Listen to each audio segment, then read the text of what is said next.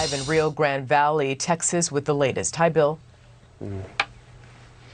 Hi, Arthel. Good afternoon to you. Even with Title 42 in place, the U.S. Border Patrol chief says every one of his sectors are seeing higher numbers this year than they did last year. And remember, last year set the record. And case in point, this is happening all over the place, and we'll show you some evidence of that. Just take a look at this photo right here. This is out of Border Patrol's Tucson, Arizona sector. This is a group of 55 migrants they caught near Sassabee, Arizona. 45 of them were unaccompanied minors between the ages of 12 and 17. Most of this group from Guatemala and Cuba. Then take a look at these wild photos out of Border Patrol's Del Rio sector. What you're looking at are 22 migrants that agents found hiding in car haulers on a moving train. We've seen this in the past where migrants will hitch rides on these trains in an effort to get further into the U.S. But agents say this is incredibly dangerous. Some of them were trapped, and they have seen migrants die from doing this sort of thing before. More photos to show you. Take a look at this out of Border Patrol's Big Bend sector. This is some of the most remote border terrain on the Texas-Mexico border. This is a horse patrol unit out there that apprehended a group of runners out in the open desert. As you can see, most of these guys were wearing camouflage. They did not want to be caught. And what we've seen is when the federal government mass releases migrants that they catch, we have heard from U.S. Border Patrol Chief, former U.S. Border Patrol Chief Rodney Scott, that when they run their criminal background checks, that is only on U.S. databases. Take a listen. We do have access occasionally to some international criminal databases, but that's rare. For the most part, they're only able to run the records checks against U.S. criminal databases. So unless they've been in the U.S. and committed a crime, we're not going to have any idea what they did in another country.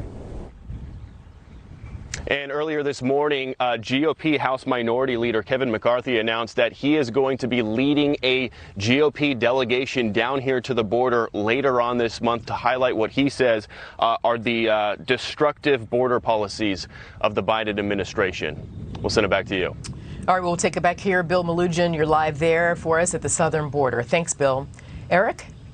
Well, out in Los Angeles, there's growing fallout now, Arthel, for Will Smith over his slapping comedian Chris Rock on stage at the Oscars last week.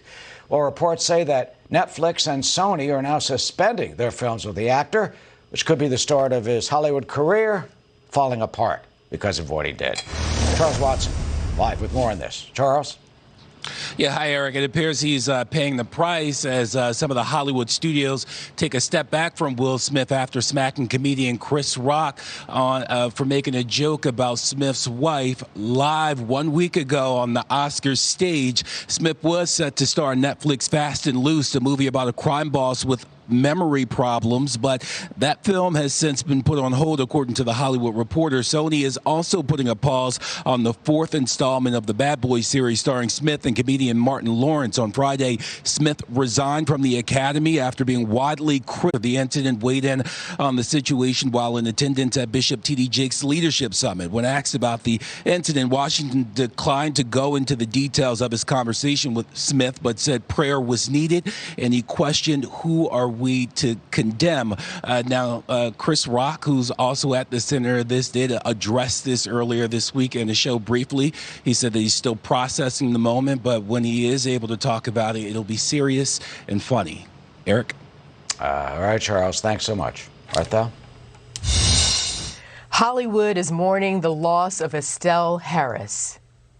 Hand me an emery board. I always talk about your hands, how they're so soft and milky white. No, you never said milky white. I said milky white!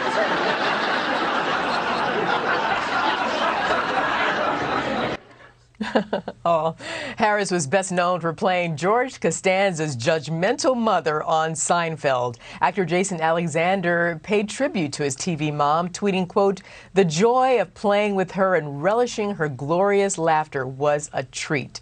Her distinct high-pitched voice gave life to iconic characters like Mrs. Potato Head in Toy Story."